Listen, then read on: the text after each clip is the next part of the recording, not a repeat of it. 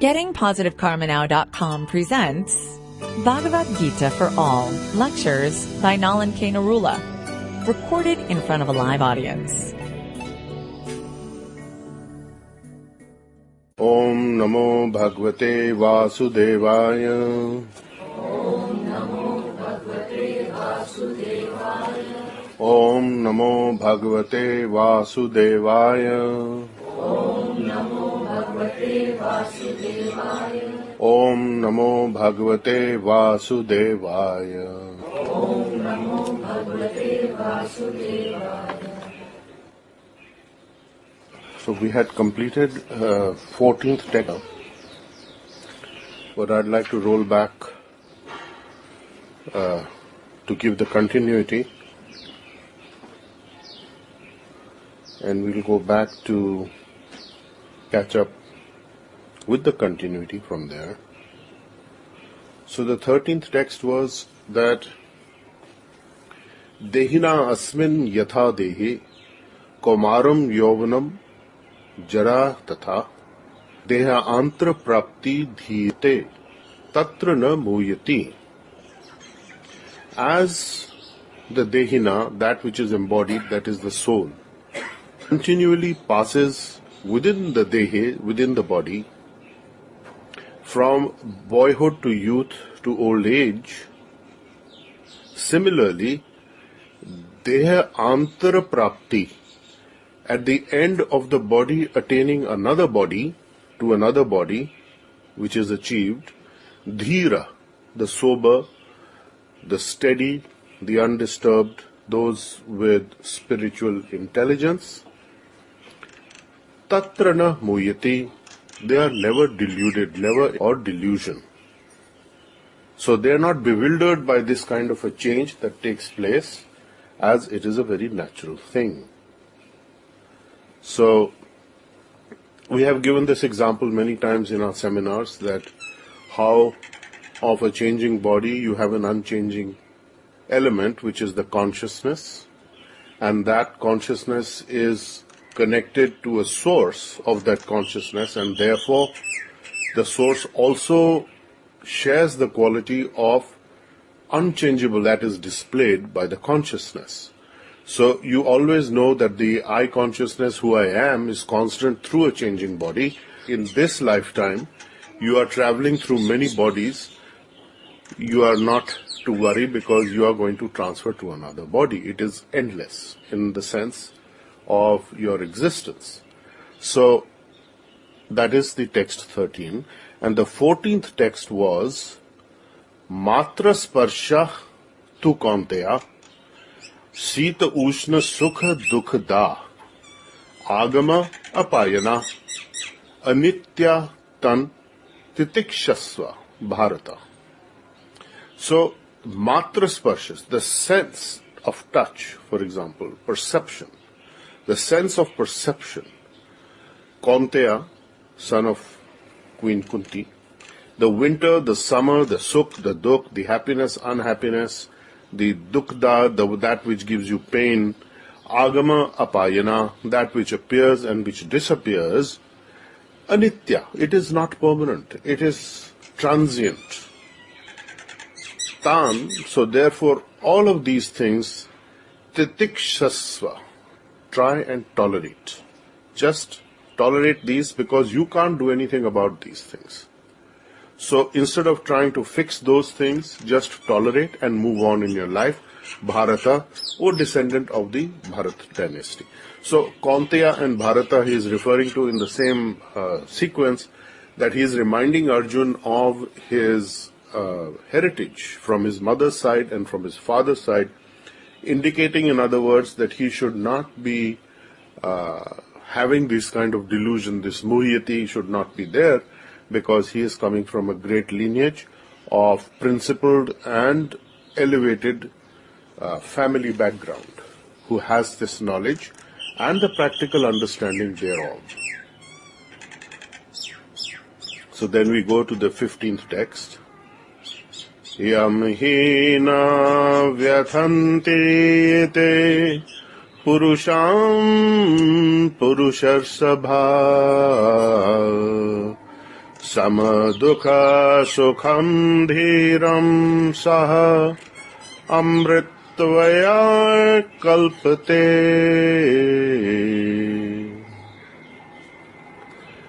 Yam hi na vithayanti ete. One who is never distressed by all these things. Purusham, to a person, Purusharsabha, the best among men. This word Purusha is very significant, and we'll come to look at it in a moment.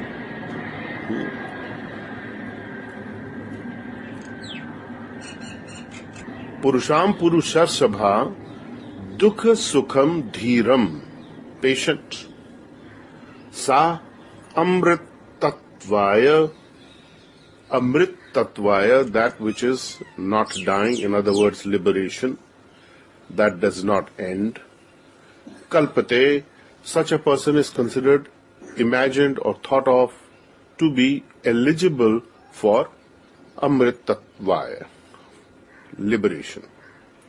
So, best amongst men, Purusharsabha, Arjun, the person who is not disturbed by happiness or by distress, and he is steady for both, he is certainly considered eligible for liberation. Now, one who is going to be in this body, he is either influenced by sorrow or he is influenced by happiness. Both things will come. And if you are attached to the truth, Purusha word comes from Puru, which means Puran, complete. So what is the completeness in a living entity? Is the spiritual element that completes one. According to the scriptures, there are three things that are eternal. There is Purush, there is Prakriti, and there is Kal. So, the living entity who is complete with spirituality is Purush.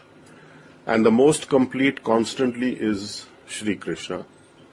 Then there is Prakriti, the nature, which is the nature of the divine, and from the nature of the divine comes the particle of the living entities, the souls, the individuals. And subsequently, there is the material manifestation, for example, this body. And then there is Kal, there is time is eternal. So these three factors are considered to be constant and eternal. So there is nothing to worry about, because the Purusha will continue, the living entity will continue to be alive constantly, whether he knows it or not. So if there is an illusion that sometimes things are happening and sometimes they are disappearing, but in the bodily observation, we see that from childhood to youth to old age, the body changes, but the individual is constant. So that is the Purusha potential element that can be complete with this wisdom, that he is not disturbed by these comings and goings, and therefore he is eligible to ultimately come to the point where his body is also indestructible and eternal. So that is of the word Purusha in this, and he's mentioned it twice, that Arjun is the best of the Purushas. Purusharsabha. Okay. Na asato vidyate bhavana abhava hi vidyate sataha drishtantas annayo tattvadarshibhi. So, in other words, that which is non-existent has no continuity or existence, endurance, and that is Sata, eternal, has no end, even though it might appear to be. So that is illusory. So how do we know this? Because Ubhayo api drishta antah anaya tattva darshibhi. The truth, darshibhi, those who have seen this, they have seen this how? By studying the nature of both. They have come to this anta, conclusion, to anayo tattva darshibhi, that they have come to this conclusion by studying the nature of both the changing body and that which does not change. So how can you know the nature of the divine is by studying your own nature. In your own nature there are two elements, as we have seen. There is that which comes, does not change. And in Krishna, that which does not change is manifest to the absolute maximum. So the changing aspect of the bodily, in the bodily sense, does not apply to him. Right? So there is nothing that lasts in the changing body. So nothing that is constantly changing in that way is going to last. And the body is changing, the cellular structure is changing constantly, the soul is traveling through the changing bodies, the consciousness is traveling, consciousness is linked to the source of itself, which we call the soul, the unchanging aspect. Because the consciousness is unchanging, the soul self also has to be unchanging. And how do you get to this point of understanding is by re-establishing, by becoming Purusha, by re-establishing the appearance of the spiritual element within yourself by getting rid of ignorance. So ignorance is the greatest detriment towards spiritual progress. So we need to give that up by getting into a knowledgeable condition. So, the next shlok, text 17. Avinashi tu tat vidhi yena sarvam idam tatam vinasham avyasyasya nakaschit kartum arhati. Avinashitu tad vidhi yena sarvam idam tatam. Know that which spreads throughout the entire body, that is your consciousness, the soul, is indestructible. Avinashi, indestructible. Vinasham avyasya asya na kaschit kartum arhati. Of that imperishable, avyayasya, imperishable, asya, of it, no one can destroy it. No one is able to destroy it. So that is the nature of the soul. So that is basically the nature of the soul, and then what happens to the body? Anantavanta ime deha nitya syokta sharirina anashino aprimeyasya tasmad yuddhasva Bharata. 18th text. Antavanta ima dehe nitya asyokta sharirina anasina aprameyasya tasmat yuddhasya Bharata. So, antavanta ime deha, the perishable body, nityasya ukta sharirina, the perishable body of the nityasya, the eternal, embodied aspect, that is the soul. So the body is perishable, but the soul which is stuck inside the body, you can say, or it is captured by the body, or it is embodied, in other words, is anashina, never to be destroyed. Aprameyasya tasmat yuddhasya bharata. Therefore, as the eternal living entity is never subject to dissolution or destruction, you should fight, descendant of Bharata.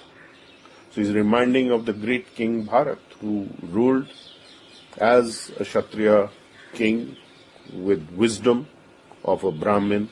So he is connected to the Brahminical energy in full, and when one is in that state, one is dhira, steady, and purusha, complete in wisdom. So he is telling Arjun that why are you lamenting for the relatives? Because the body is, if you look at your own body, it is the same story in every body, which is that you are changing all the time, the body is subject to destruction, and the eternal soul is never subject to destruction. So you have not really destroyed the living entity. So the problem is that we are identifying with the bodily consciousness. And we are thinking that the body is all that there is. So when you are connecting in that sense to the body, in that body consciousness, you are going to have the defects or the pains and the sorrows that come from the changing nature of the body. Because the body is not constant, because things relating to the body are not constant, the appearance and disappearance of these things gives distress to one who is in the bodily concept of life. When one is in bodily conscious of life, there is going to be pain and sorrow.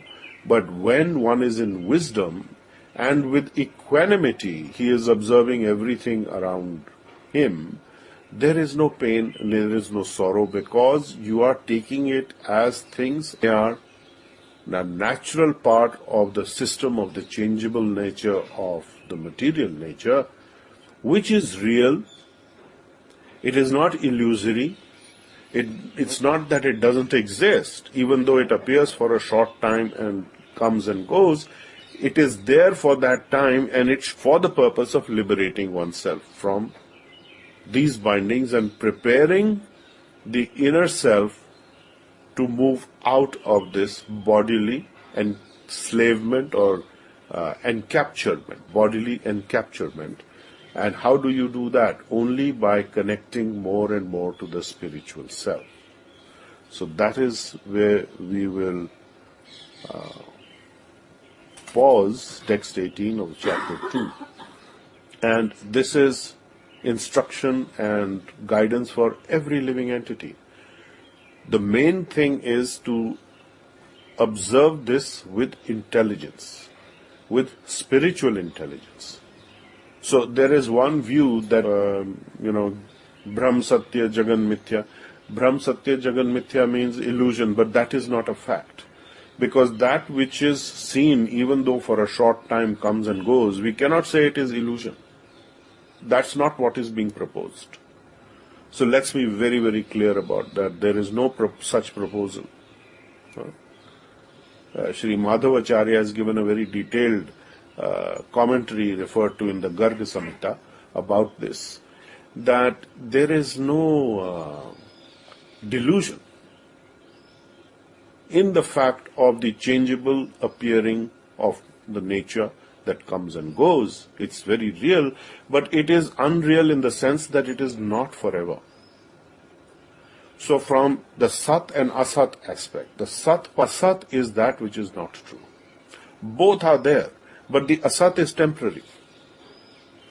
So the value of the Asat is not that great, except as a means to an end to get to the Sat, to the truth, to the reality, to that which constantly exists. So use your body, even though it is Asat, for the purpose of finding the truth and establishing the truth within yourself.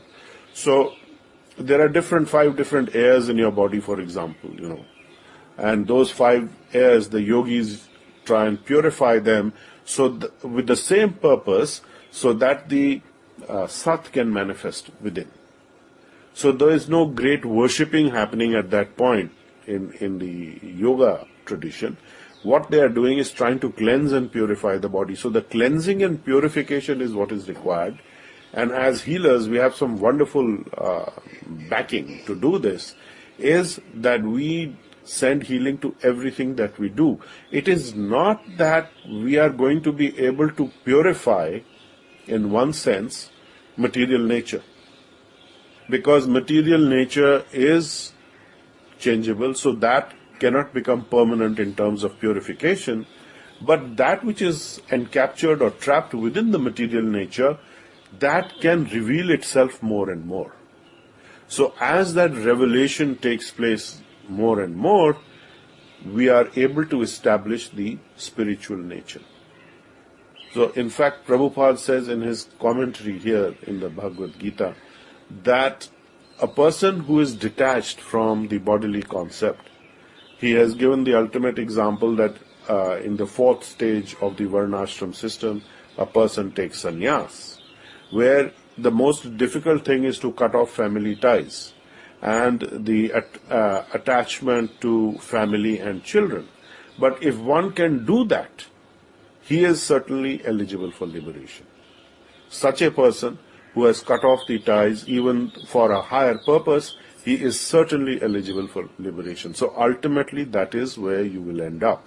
And usually if you look at the standardized lifespan of an individual of 100 years, the 4 stages are equally divided between 25 years in each stage. So technically speaking, the Vanaprastha, which precedes sannyas, takes place from the age of 50 to 75, and from 75 to 100 is the time when a man should take sannyas.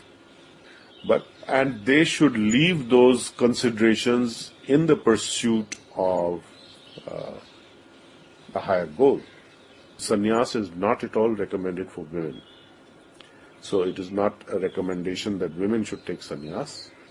So these days in Kali Yuga, you find sannyas happening, a version of sannyas which is divorce. So you get divorced, you are kind of in a sannyas zone, but then it depends where you go after that and what attachments you may or may not develop. But if one is detaching from the family in this structured way, it is not random, it is structured. And Bhaktivedanta Swami is giving the example that Chaitanya Mahaprabhu, when he was 24 years old, he took sannyas and he gave up his young wife and his old mother who had no other means of support. So it was not considered something bad that he did, because he sacrificed this for a higher purpose. So it has to be a true sacrifice. It's not just for a word. So I gave the example of divorce. It is not that you get divorced and then you're getting married to someone else. That's not sannyas. But if one is leaving family attachments and they're dropping off circumstantially according to the way you conduct yourself for the higher goal, that person is certainly considered to be eligible for liberation. So this is not a recommendation that people should now aim for that sannyas business.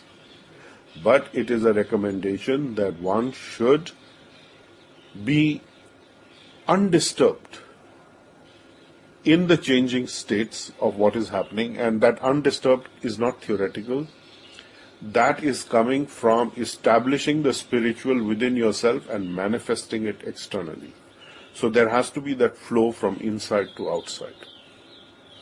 So that is the conclusion of Lord Krishna, who is in himself the complete Purusha to the maximum. So he is master of Purush, Prakriti, Kal. All these 3 eternal things are available in full only in him. In others, less, and in the atomic soul, he has to strive to become complete within that atomic element of his, atomic capacity of his, very, very tiny. The soul is calculated to be smaller than a material atom. 1/10,000th the tip of a human hair. That is the size of the soul. Very tiny. You take the absolute tip of the human hair, divide it into 100 parts, take one part, divide that again into 100 parts, and that one part of that second 100 division, in other words, the 1/10,000th part of the tip of the hair, is the size of the soul. And that consciousness pervades throughout your entire body, which is many times the size of the soul. So the soul has some great capacity and some great powers. And by studying our own selves, these two differing elements within the body, we can begin to understand the nature of the divine. Because we too have a divine nature. We are a separated entity of the divine nature. So any questions?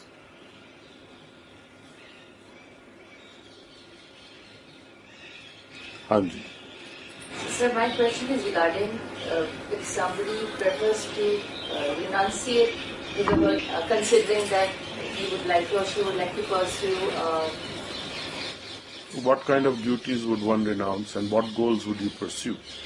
Like if I'll talk about men, because they are normally sole earning members of the family, and if they have to support people, and somehow they decide that this is not something I want. Right. And even though I have family to be taken care of, but I still feel that my spiritual goal calls me in a higher way. Right. So, does it with the karmas? No. You can sacrifice lower goals for higher. But understand that this aspect of renunciation is taking place late in life, when you should be beyond retiring. So what happens in the normal Vedic society is that if you have children, if you are married and you have children, the responsibility it transfers to the children to look after the parental family, the mother particularly. And so at the age of 75, I mean, what are you going to, I mean, you're in bad shape if you're still going to have to look after your family. You have, worked this whole thing wrong. You made your children dependent on you when you're 75. It should not happen. So it's incorrect to, just keep supporting your family till your dying day. No, they must, your goal is to make them independent.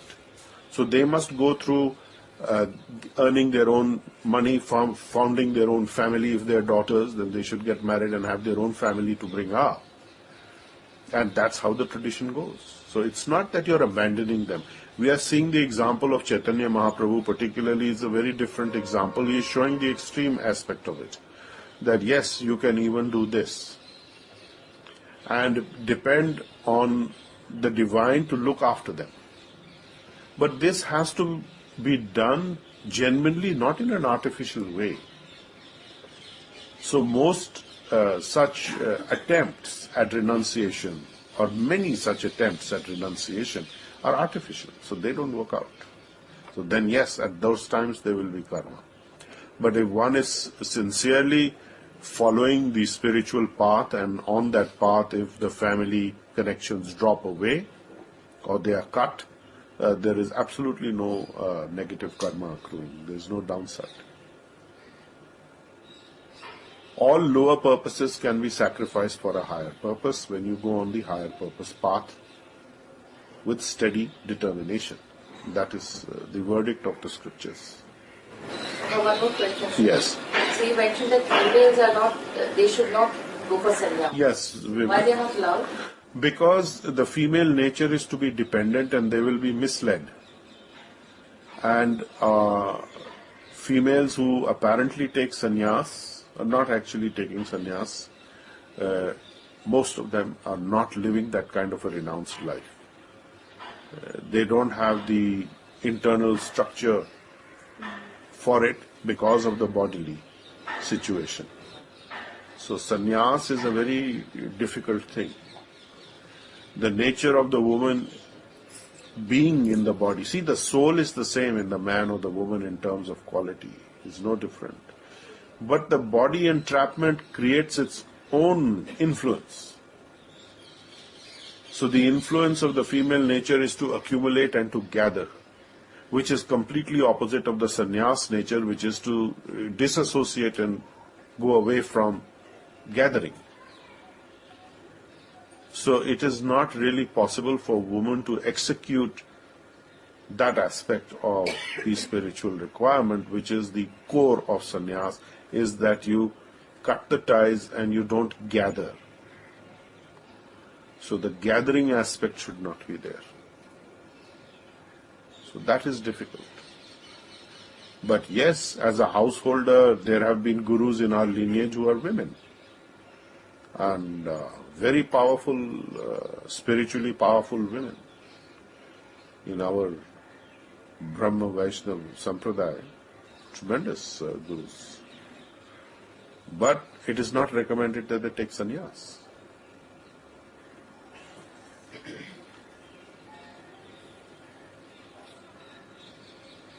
There is a word in Sanskrit called sannyasin. It doesn't mean female sannyasi, let me say that. Because a lot of people are misusing that word, I'm a sannyasin. No, sannyasin is a collective noun for the sannyasis. It's a grammatical consideration. It is not an indicator of a female sannyasi. So this is illusory, completely concocted, hocus pocus bogus. Yes. Sir, I have a question. The question is, sir, when we are hurt by somebody physically, Yes. so we say our body is hurt, so we feel the pain. Yes. But somebody hurts, suppose us, or we hurt somebody by words, then...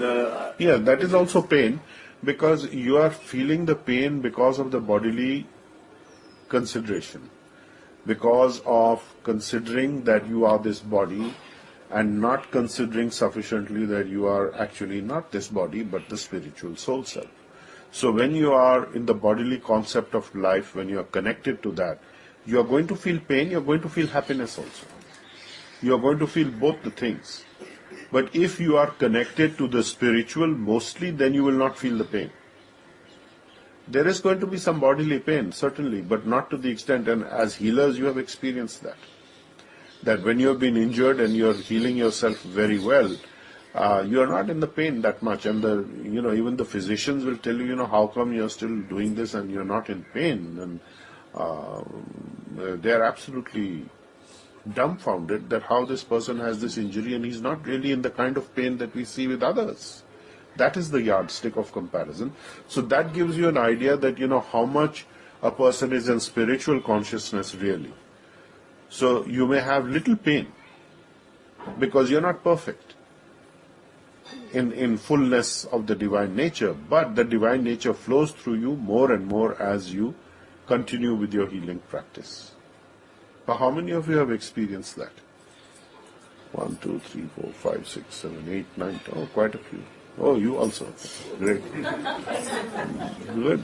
Good. Yes, children are very connected to the divine. So I recently also, because you know that I have eye. You have the eye issue, yes. And because that was going for pretty long, it gets really severe. So very recently, one of our family members, they were talking to me and they were saying, now you are practicing healer, so it doesn't go off. So I was telling them that you'll be surprised. It was very difficult to even get up when this aggravates. Right. And I'm doing everything normally. I'm doing my household work, I'm going to work, and my work involves a lot of talking. When you have eye issue, the head also pains, everything. Sure. Pains. But touch wood, everything goes normal. I work normally, and definitely the pain is there, but then nothing happens. Yeah. So this is good. So that fear and anxiety, I have the pain, is not there because there is more predominance of the spiritual nature flowing through you as a healer, and that is a very good thing. That is actually showing you how much progress you have made. In fact, Madhavacharya in this sequence comments that the soul is so indestructible that even curses, black magic, tantra, nothing can actually harm it. So it is just the bodily concept that we get stuck. But when you start coming out, then material nature also softens for you. Because as you are internally, the material nature externally will also respond, because that is a mirror of your inner self. So as your inner self is, externally also you will find that reflection coming back at you.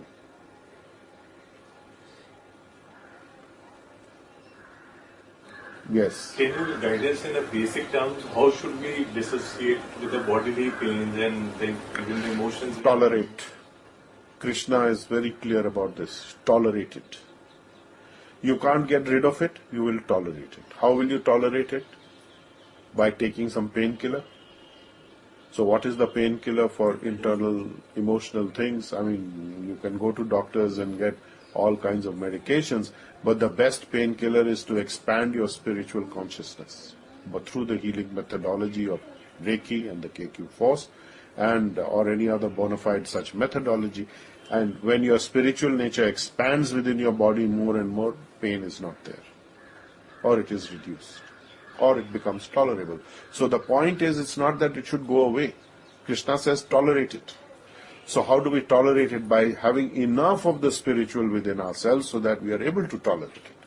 It's not that it's going to finish. It doesn't say finish it. Or tolerate it. Heat, cold. So it is recommended that, you should have, for example, temper your body or tune it up.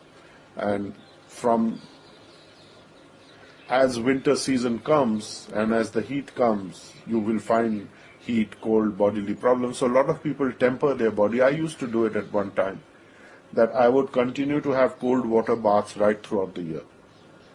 In December, January, February, everything. And I didn't have any cold problems, I didn't have any congestion problems, which usually come up when you are having a hot water bath, for example, and alternating hot and cold, and you can get some kind of an infection because the immune system is not tempered sufficiently. It's not sufficiently strong to resist. So that is one way of tempering the body. They always say, make life a little uncomfortable for yourself voluntarily. It's a good discipline. If it's hot, don't use the fan, don't use the air conditioner for a while, and sit there and experience what it is. And these are opportunities for you to actually expand your spiritual nature and see how much is your tolerance capacity. We're not asking you to torture your bodies. That is not at all recommended. No torturing. But how much will you tolerate? There is a difference. I mean, T for tolerate, T for torture. They have to go for the toleration, not for the torture. So this last text of today, Yes. where it's mentioned that one is wise if one understands or observes from outside how the body behaves. And then there's a soul self. Yes. So, can you just elaborate on that? Well, this, in the 17th text, Krishna says that which spreads throughout the body, that is your consciousness, is indestructible. So the source of the consciousness from where it comes is indestructible. And no one is able to destroy that imperishable soul. So, because the material body is destructible and everything else within it is indestructible, there is no lamentation to be had. So why are you lamenting? Just get up and... So if the body is destructible, we all know the body is destructible. We see it in our families, we see it around ourselves, we see it in society. What is there to lament for it? That is the nature. Why are you crying for it? It is because you are too stuck in the bodily consciousness saying, I want to maintain this body. But if you are understanding that the body is a vehicle for the soul self, which is striving to return back to its original nature, completeness and wholeness, whole and complete in the spiritual modalities, then the body is not to be lamented for, it is not to be hung on to. Yes, maintain your body, do all those things. But it is not something that you should be connected to terribly. Oh, I am going to die, so my life is useless. Not at all. Or eventually the body is going to go, so what is the use of doing anything? No, those are all improper and incorrect conclusions made from a depressed bodily consciousness and not from spiritual wisdom.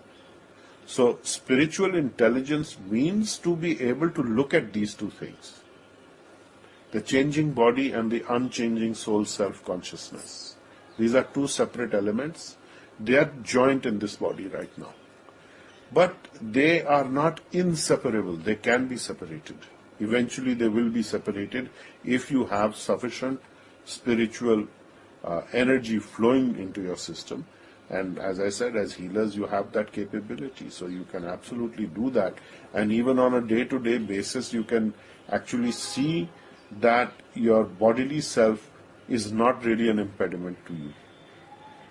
So why are you getting disturbed about it? So you must be undisturbed. You must be dheer, steady. So that is the way to approach it. Bodily things will come and go. In nature, hot and cold comes and goes, sukh, dukh comes and go, pain and sorrow. Tolerate it. So how do you tolerate it? You can't say, okay, tolerate it, let me pop a pill. So you tolerate it by expanding the spiritual nature. That is the bottom line. How do you tolerate the material existence? Is by expanding spiritual nature, which you can get only through an initiation process. Maximize it through an initiation process by a spiritual master, a living spiritual master, who himself or herself is so connected. So when you are connecting to the spiritual nature through the empowerment that you have received, that empowerment also expands into your body, because that empowerment is also of the nature of eternity, same as the soul. So you're getting extra boost in your soul self energy. And that is what helps you to heal. So as a concomitant side effect of that healing, your body also heals.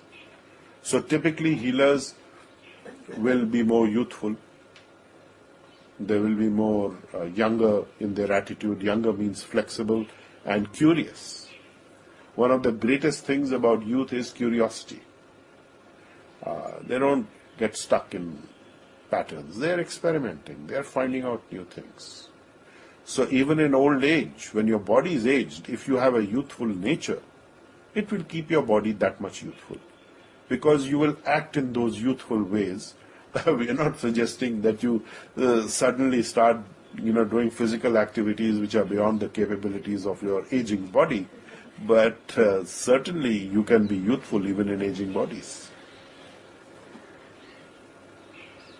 Yes. Sir, I have a very funny thought. I just thought to seek a clarification on that. All right.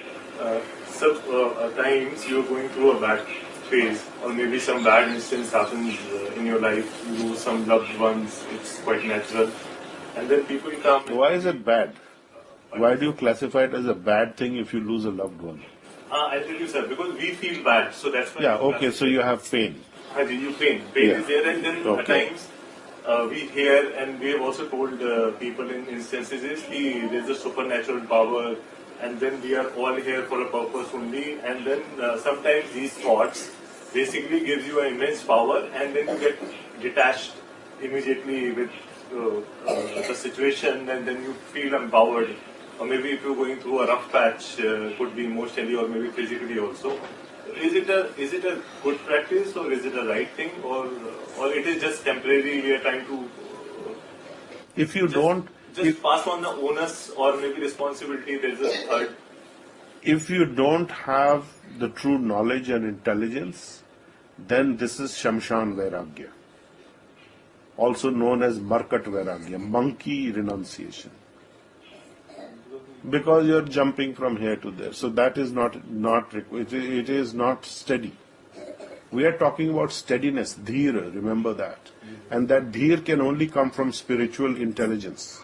And that spiritual intelligence only comes when you are empowered with the spiritual energy, and you have the methodology and the way to expand that in your consciousness. That is the only thing.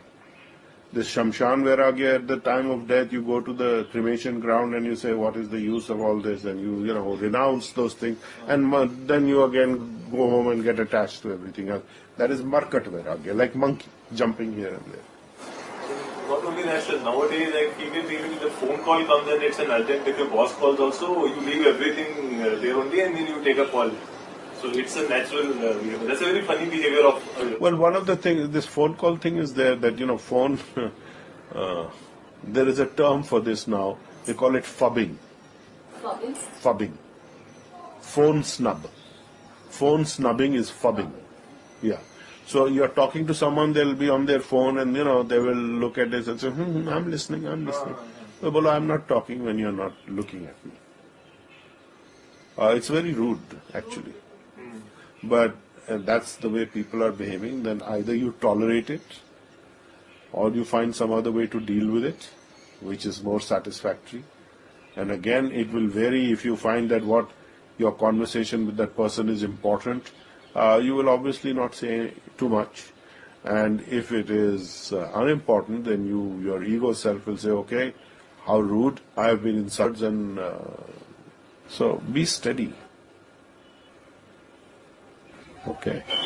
Frankly, I'm quite happy to be away from the phone already. Yeah, very good. Yesterday I took the day off in a way. Yesterday. What was yesterday? Friday. And so I said, let me be computer free for a day at least. I don't want to be working on the computer all the time. And it's a very different experience. You go out there and you observe things, rather than traveling from here to there in your computer, all the time stuck in it. Or your phone for that matter. Then the phone is as good as a computer because you can surf the internet, you can do your emails, you can do many things. So I set aside the phone also, set aside the computer also. So you should try it. So don't be so connected to the phones. We are over-connected to the phones. So you need to connect internally to your internal phone call, which is coming all the time from the Divine. Right? And you have 32 keys to dial the Divine, your teeth, 32 teeth, and one tongue and the voice. And you dial the Divine through your attitude. Carry on a lovely conversation, interaction with Him. Okay? So we'll conclude here. Om Namo Bhagavate Vasudevaya. Om Namo Bhagavate Vasudevaya. Om Namo Bhagavate Vasudevaya. Om Namo Bhagavate Vasudevaya. Om Namo Bhagavate Vasudevaya. Om Namo Bhagavate Vasudevaya. You've been listening to Bhagavad Gita for All, a lecture series by Nalan K. Narula. Explore our website, gettingpositivekarmanow.com, for more on how to change your karma and destiny.